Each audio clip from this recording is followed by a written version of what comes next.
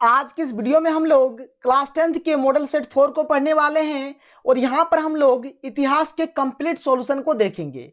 मैंने पहले ही आपको साइंस के कंप्लीट सॉल्यूशन को बता दिया है। अगर आपने अभी तक उस वीडियो को नहीं देखा है तो इस वीडियो के डिस्क्रिप्शन बॉक्स पर जाकर आप उस वीडियो को देख सकते हैं। तो चलिए एक एक करके हम लोग सारे क्वेश्चंस को देखते हैं और देखिए यहाँ पर मैं आपको ऑब्जेक्टिव, सब्जेक्टिव, लॉन्ग जो भी क्वेश्चन है इतिहास के सारे क्वेश्चंस को बताऊंगा जो कि आपको कोई भी यूट्यूब चैनल वाला नहीं बताया होगा अभी तक। तो चलिए देखते हैं एक एक करके सारे क्वेश्चंस के आंसर को। हमारे पास जो पहला क्वेश्चन है क्या है कि फ्रेडरिक सरेयू कौन था। तो फ्रेडरिक सरेयू कौन थे, देखिए ये फ्रांसीसी चित्रकार थे। तो इसका सही आंसर हो जाएगा option number B. Question number 2 क्या है कि पूना पैक्ट कब हुआ। तो पूना पैक्ट कब हुआ था, याद रखिएगा सितंबर 1932 को। अगर आप डेट भी याद रखना चाहते हैं तो आप याद रख सकते हैं, ये हुआ था 24 सितंबर यानी कि 24 सितंबर 1932 को हुआ था। ठीक है, यानी कि 24 सितंबर को हुआ था। ठीक है, तो इसका जो सही आंसर हो जाएगा option number C. Question number 3 क्या है कि सिल्क मार्ग मुख्यतः किन दो महाद्वीपों को जोड़ता है। देखिए ये जो सिल्क मार्ग है ना, ये विशेषकर 3 महाद्वीप को जोड़ता है। एक आपका हो गया एशिया, एक हो गया यूरोप, एक हो गया आपका अफ्रीका।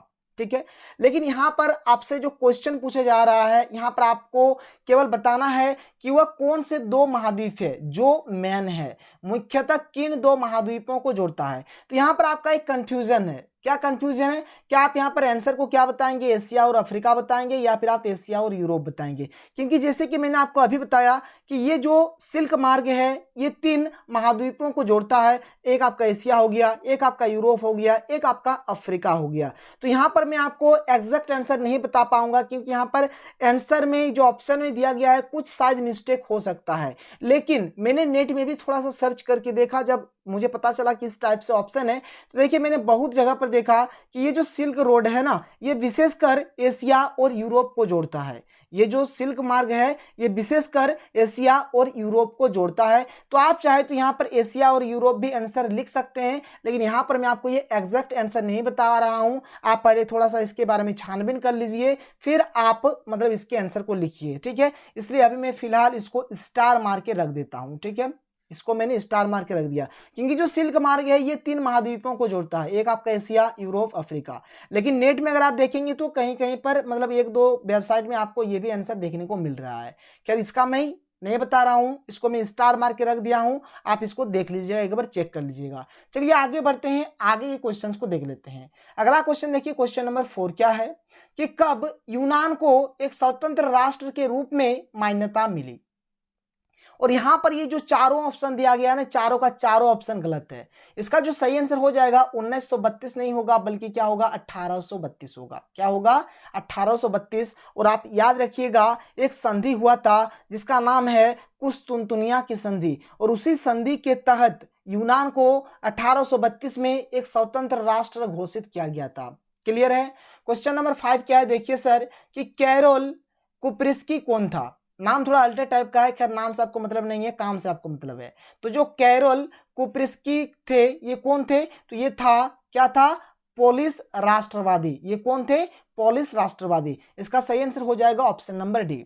क्वेश्चन नंबर 6 देखिए क्या है कि गांधी जी दक्षिण अफ्रीका से भारत कब लौटे। तो जो गांधी जी थे ना ये दक्षिण अफ्रीका से 1915 को भारत लौटे थे। तो इसका सही आंसर हो जाएगा option number A. Question number 7 क्या है, देखिए कि बलूत वृक्ष को, यहाँ पर एक खाली स्थान है, का प्रतीक माना जाता है। किसका, वीरता का या फिर एकता का। तो इसका जो सही आंसर होगा क्या होगा, वीरता। क्या होगा, वीरता। क्वेश्चन नंबर 8 देखिए कि पशुओं में प्लेग की तरह फैलने वाली बीमारी को, यहाँ पर खाली स्थान है, कहते हैं किंडर पेस्ट या फिर रिंडर पेस्ट। देखिए गजब लगा पढ़ने में, किंडर पेस्ट। तो किंडर पेस्ट नहीं होगा बल्कि इसका सही आंसर होगा रिंडर पेस्ट। ठीक है, क्या होगा, रिंडर पेस्ट। क्लियर है, समझ में आ रहा है। तो इसका सही आंसर क्या हो जाएगा, रिंडर पेस्ट। तो यहाँ पर हमने क्वेश्चन नंबर 8 तक सॉल्व कर लिया। चलिए आगे बढ़ते हैं और आगे क्वेश्चंस को देखते हैं।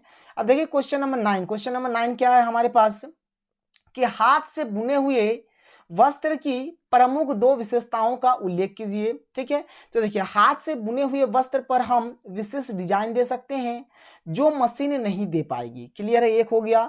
हाथ से बने वस्त्र अधिक टिकाऊ होते हैं जो जल्दी नहीं फटते हैं। ठीक है, 2 विशेषता कहा गया था, तो 2 विशेषता यहाँ पर मैंने आपको बता दिया। चलिए आगे बढ़ते हैं, अगले क्वेश्चन को देखिए। क्वेश्चन नंबर 10 क्या है कि ब्रिटेन वुड्स की स्थापना के प्रमुख उद्देश्य क्या थे।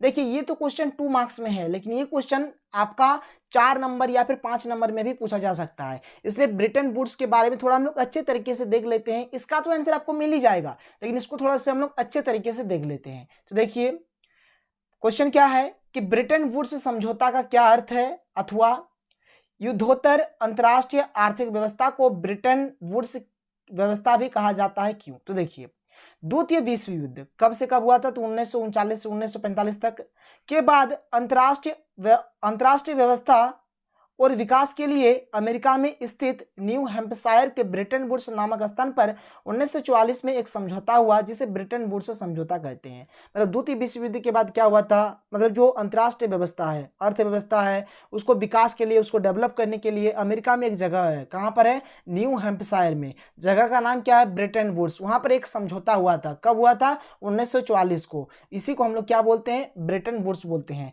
इसका क्या मकसद था, क्या उद्देश्य था, तो देखिए इस समझौते का मकसद आर्थिक स्थिरता और पूर्ण रोजगार बनाए रखना था। मतलब जो देश में द्वितीय विश्व युद्ध के बाद जो भी मतलब नुकसान हुआ था, उसको कम करने के लिए, देश के आर्थिक व्यवस्था को ठीक करने के लिए, देश में पूर्ण रोजगार बनाए रखने के लिए इस समझौता को किया गया था।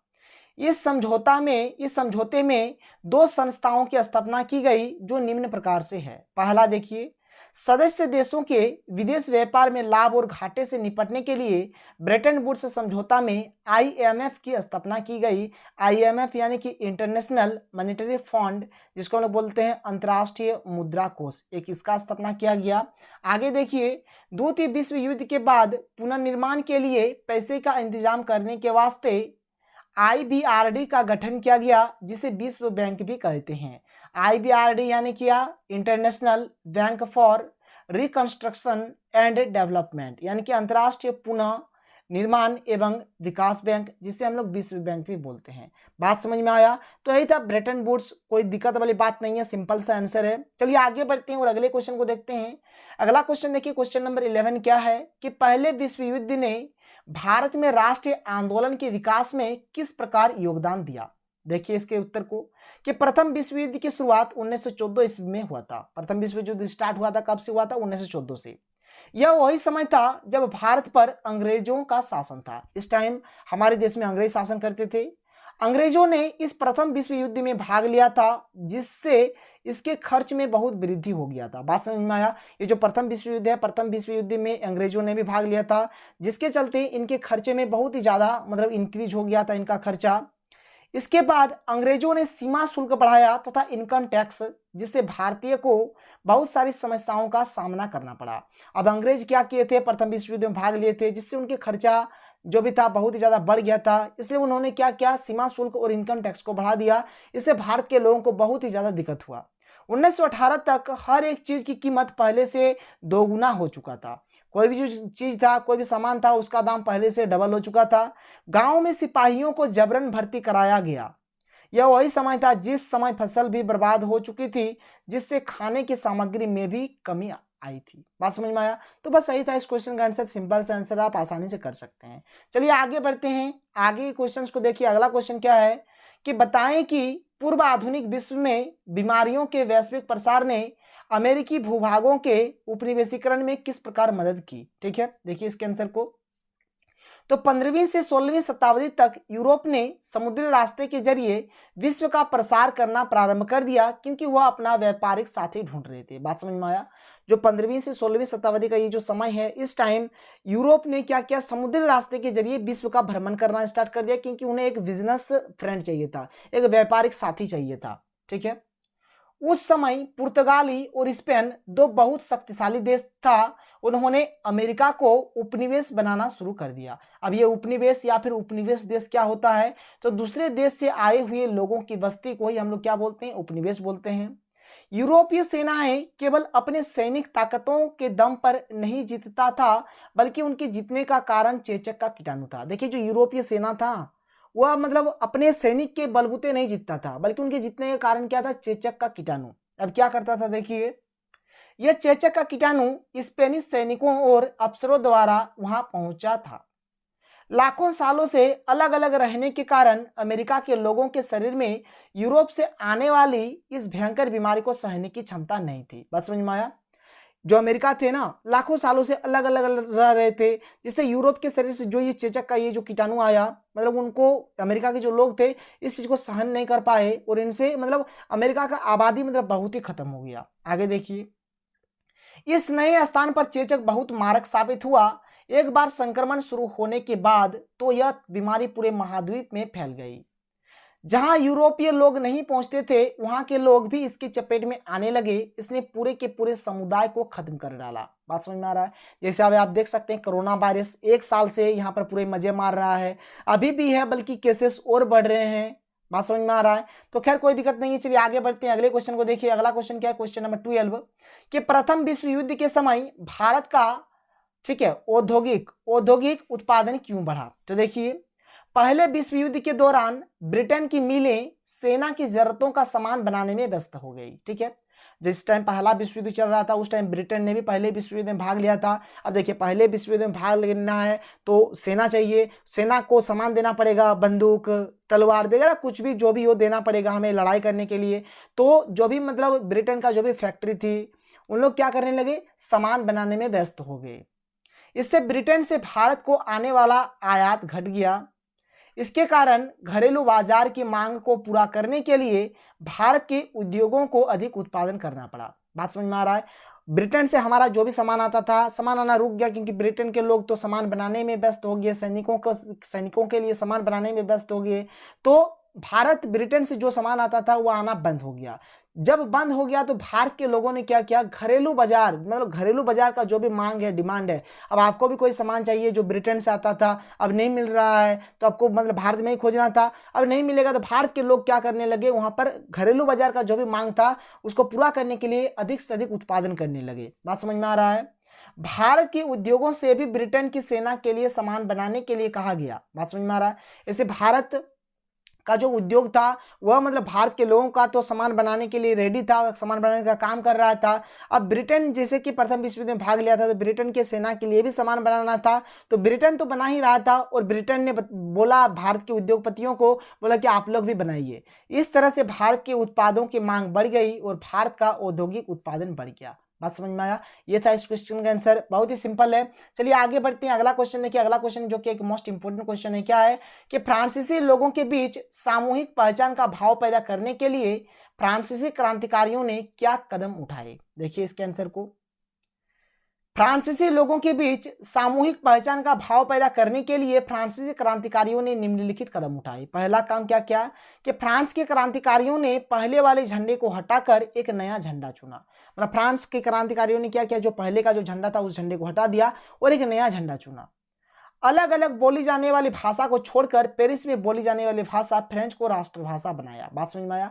देखिए, जो भी देश होता है, जैसे हमारा ही देश का बात करें तो यहाँ पर भी बहुत सारा भाषा बोला जाता है, हिंदी, इंग्लिश, खोटा, बंगाली, आपका साउथ भाषा, संथाली, बहुत भाषा बोला जाता है। तो उसी प्रकार से वहाँ पर भी फ्रांस में भी बहुत सारा भाषा बोला जाता था। लेकिन वहाँ पर जो पेरिस में जो भाषा बोला जाता था, कौन सा भाषा? फ्रेंच भाषा। तो फ्रेंच भाषा को ही राष्ट्रभाषा बनाया गया। एक ऐसा संविधान बनाया गया जिसमें सभी लोगों के लिए समान कानून बनाया गया। उन लोगों ने एक ऐसा संविधान बनाया जिसमें सभी लोगों को क्या क्या समान समान हक दिया गया, समान समान सभी लोगों के लिए समान कानून बनाया गया।